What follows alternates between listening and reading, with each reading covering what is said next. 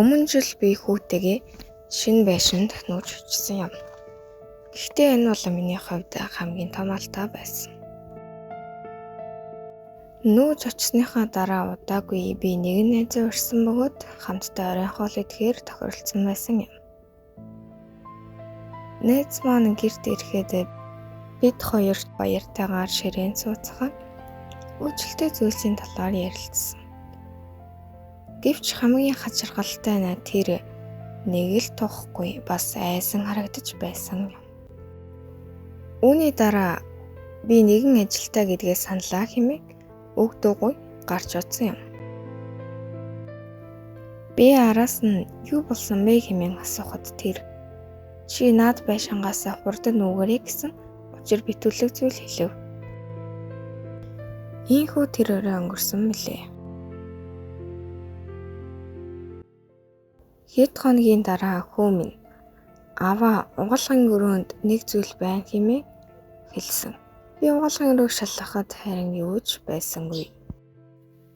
Үүнээс хойш хэд хоногийн дараа намжин байсан чи нэгэн өдөр би ажиллаад харж ирсний дараа гэрээ маань эд зүйлс өөрөө хөдөлж ханан дээр байсан зураг миний нүдэн дээр шалан дээр унав. Үүнээс хойш би энэ байшин жиргэнийг байшин биш гэдэгт бүрэн итгэлтэй болсон. Дараа нь би гарч байшингийн гэргэн тойрон шалгахад байшингийн урд тагтан дээр нэгэн хаалга байв. Би түүнийг онгойлгоод харцлаа дотор нь харанхуй нүх байлаа. Энэ бол зөөр аж. Би доош шатаар буун гэрэл асааж эргэн тойрныг ажиглалаа.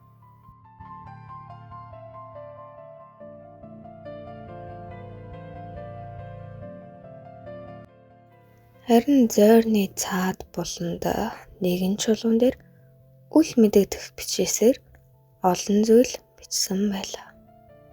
Гэтэл гинэт ард талаас нь олон төрлийн шавж гарч ирэн надлуу чиглэв.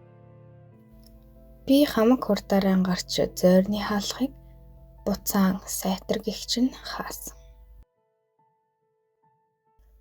Би энэ байшингаас нүүх хэсгээ шийдэж ядан байхдаа нэгэн аимшигт зүйлийг мэдэрсэн юм.